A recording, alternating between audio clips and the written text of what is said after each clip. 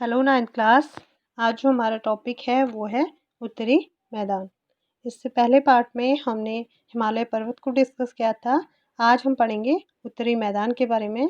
तो उत्तरी मैदान जो है वो सिंधु नदी, गंगा नदी एवं ब्रह्मपुत्र नदी, ये जो 3 नदियां हैं और जो इनकी सहायक नदियां हैं, इनके द्वारा जो गाद लाई जाती है, जो अवशेष नदियां लेके आती हैं, उनसे इनका निर्माण होता है। अब हम जानेंगे कि कैसे। जब नदियां हिमालय से या ऊपरी साइड से पहाड़ों से निकलती हैं तो उनकी स्पीड क्या होती है, बहुत ज़्यादा होती है। और जैसे जैसे ढलान कम होते हैं और मैदान आते हैं तो नदियों की स्पीड भी क्या हो जाती है, कम हो जाती है। तो अपने साथ वो जितनी भी गाद व अवशेष लाती हैं उनको जमा करते हुए वह छोड़ते हुए जाती हैं। तो जब गाद छोड़ेंगी तो वो वहीं पर जमा हो जाती हैं, जो तीनों नदियों द्वारा लाई जाती है, जिससे क्या होता है, उत्तरी भारत का जो मैदान है वो बना है। जो उत्तरी भारत का जो मैदान है वो इसी से बना है। ये बहुत बड़ा भूभाग है और ये भूभाग जलोढ़ मृदा से बना है। जो ये भूभाग है ये बहुत बड़ा भूभाग है और ये किससे बना है, जलोढ़ मिट्टी से बना है। जलोढ़ मिट्टी कृषि के लिए बहुत उपजाऊ मानी जाती है। तो आपको समझ में आ गया होगा कि जो उत्तरी मैदान है वो 3 प्रमुख नदी प्रणालियों सिंधु नदी, गंगा नदी एवं ब्रह्मपुत्र तथा उनकी सहायक नदियों से बना है। यह मैदान जलोढ़ मृदा से बना है और जो जलोढ़ मृदा है वो कृषि के लिए क्या है, बहुत उपजाऊ मानी जाती है। तो ये तो थी बात जलोढ़ मृदा की। अब हम बात करते हैं उत्तरी मैदान की लंबाई और चौड़ाई की। तो जो उत्तरी मैदान है उसकी लंबाई है 2400 किलोमीटर और जो उसकी चौड़ाई है वो 240 से 320 किलोमीटर। तो हम कहेंगे कि उत्तरी मैदान 2400 किलोमीटर लंबा और 240 से लेकर 320 किलोमीटर तक चौड़ा है। तो आपके समझ में आ गया होगा कि इसकी लंबाई इतनी है और चौड़ाई इतनी है। और ये क्या है, सघन जनसंख्या वाला भौगोलिक क्षेत्र है, क्योंकि यहाँ पर हर तरह की सुविधा विकसित की जा सकती है। ये मैदानी इलाका है, यहाँ पर हम रोड भी बना सकते हैं, बिल्डिंग्स भी बना सकते हैं और यहाँ पर हम सारी सुविधाएं भी क्या कर सकते हैं, विकसित कर सकते हैं। परंतु अगर पहाड़ी इलाका हो, इसके विपरीत अगर पहाड़ी इलाका होगा तो वहाँ पर हम ये सब नहीं कर सकते। यहाँ पर वहाँ पर रोड बनाना भी मुश्किल, का निर्माण करना बहुत मुश्किल होगा और बिल्डिंग बनाना भी बहुत मुश्किल होगा और सारी सुविधाएं प्रदान करना भी बहुत मुश्किल होगा। लेकिन जो मैदानी इलाका है वहाँ पर क्या है, ये सारी सुविधाएं क्या हैं, उपलब्ध कराई जा सकती हैं, विकसित कराई जा सकती हैं। वहाँ पर हम सड़क भी बना सकते हैं मैदानी इलाकों में, हम वहाँ पर बिल्डिंग्स भी बना सकते हैं, हम अच्छे से अच्छे घर बना सकते हैं, बिजली की व्यवस्था कर सकते हैं और हम ज़्यादा से ज़्यादा वहाँ पर क्या कर सकते हैं, सुविधाएं उपलब्ध करा सकते हैं। इसलिए ज़्यादातर लोग क्या हैं, यहाँ पर रहते हैं। कहाँ पर, मैदानी इलाकों में।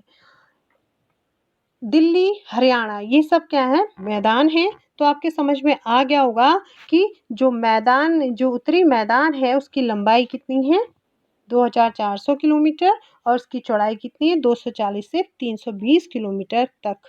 ये क्या है, सघन जनसंख्या वाला भौगोलिक क्षेत्र है। क्यों है, क्योंकि यहाँ पर हम क्या कर सकते हैं, सारी सुविधाएं विकसित कर सकते हैं। यहाँ पर हम क्या कर सकते, इसलिए यहाँ पर क्या करते हैं, ज़्यादातर लोग यहाँ पर रहने आते हैं या रहते हैं।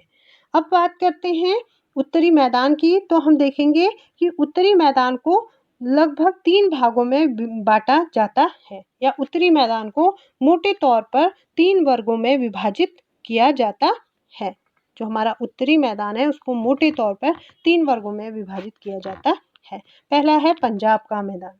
पंजाब का मैदान जो कि सिंधु और अन्य नदियों द्वारा लाए गए गाद व अवशेषों से बना है। जो ये पंजाब का मैदान है वो कौन सी नदी, सिंधु नदी और जो उसकी सहायक नदियां, अन्य जो सहायक नदियां हैं उनके द्वारा जो लाए गए गाद व अवशेषों से बना है। कौन सा मैदान, पंजाब का मैदान। अब सेकंड है आपका गंगा का मैदान। अब गंगा नदी जो गाद लाती है उससे हरियाणा, दिल्ली, उत्तर प्रदेश, ये सब क्षेत्र बने हैं। ये सब उन उत्तरी मैदान है और ये गंगा के मैदान के अंदर आते हैं। कौन कौन से, हरियाणा, दिल्ली, उत्तर प्रदेश, ये सब किसके अंदर आते हैं, गंगा के मैदान के अंदर आते हैं। नेक्स्ट है आपका ब्रह्मपुत्र का मैदान। जो तीसरा वर्ग है वो आपका है ब्रह्मपुत्र का मैदान। ब्रह्मपुत्र का मैदान जो ब्रह्मपुत्र नदी अपने साथ गाद लाती है और जो अवशेष लाती है, जहाँ पर उनको जमा करती है, वो कहलाता है ब्रह्मपुत्र नदी का मैदान। जहाँ पर जो वो गाद और अवशेष लाती है, उनको जहाँ पर वो जमा करती है, वो कहलाता है आपका ब्रह्मपुत्र नदी का मैदान।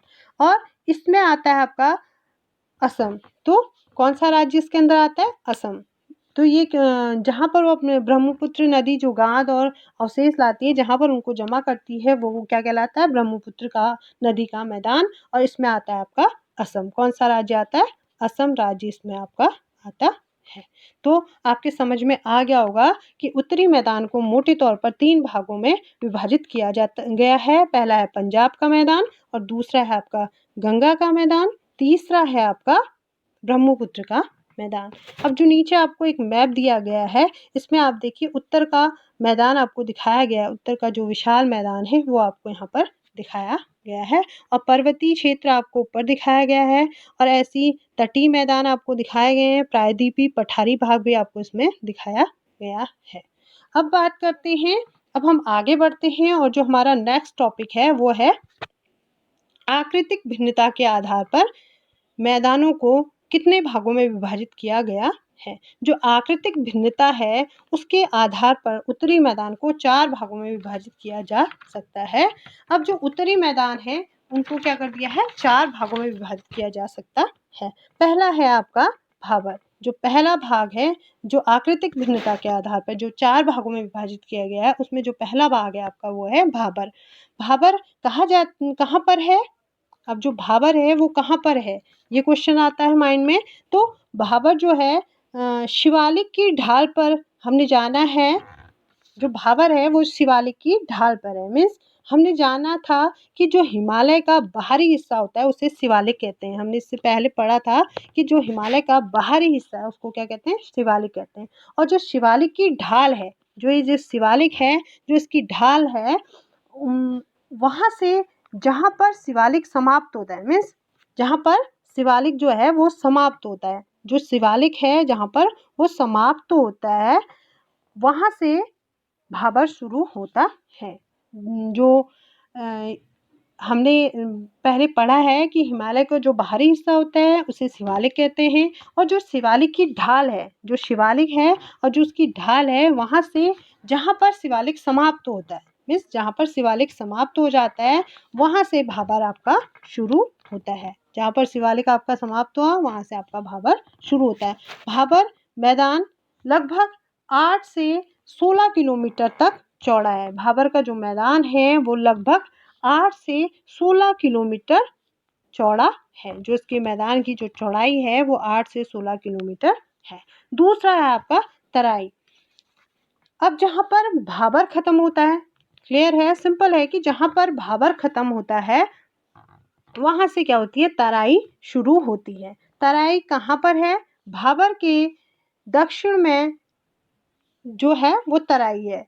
इसमें सिंपल सी बात है कि जहाँ पर भाबर खत्म होगा वहाँ से तराई शुरू होगा और ये दलदली क्षेत्र है। मीन्स ये दलदला क्षेत्र है, दलदली क्षेत्र है और गीला रहता है। हमेशा ये क्षेत्र क्या रहता है? गीला रहता है। भाबर के दक्षिण में नम तथा दलदली क्षेत्र है। कौन सा? तराई। नेक्स्ट है आपका तीसरा जो है आपका वो है भांगर। भांगर जो है तीसरी भांगर, जो भांगर होती है वो पुरानी मिट्टी होती है और ये कंकरीली होती है, मीन्स कंकड़ होते हैं इसमें और मोटे मोटे इसके कण जो होते हैं मोटे मोटे होते हैं। जो भांगर होती है वो पुरानी मिट्टी होती है और ये कंकड़ीली होती है और इसके जो कण होते हैं वो मोटे मोटे होते हैं। इसके बाद है नेक्स्ट आपका खांदर। खांदर जो होती है वो नई मिट्टी होती है। नई मिट्टी इसलिए होती है क्योंकि जो नदियाँ होती हैं वो हर साल अपने साथ नई नई मिट्टी और खाद लाती है। नई मिट्टी और खाद लाती है, तो नई खाद और नई मिट्टी खेती के लिए क्या होती है? उपजाऊ होती है। मीन्स जो खादर है वो नई मिट्टी है, नए निक्षेप है और जो नदियाँ हैं वो हर साल अपने साथ नई मिट्टी और नई खाद लाती है, जिससे कि क्या होती है? जो नई खाद और जो नई मिट्टी है वो खेती के लिए क्या होती है, बहुत उपजाऊ होती है। तो आपके समझ में आ गया होगा कि आकृतिक भिन्नता के आधार पर मैदानों को, जो उत्तरी मैदान है उनको 4 भागों में विभाजित किया जा सकता है। पहला है भाबर, तराई, भांगर, खादर। तो ये आकृतिक भिन्नता के आधार पे जो 4 भागों में विभाजित किया गया वो 4 भाग ये थे। तो आपके समझ में आ गया होगा। Thank you.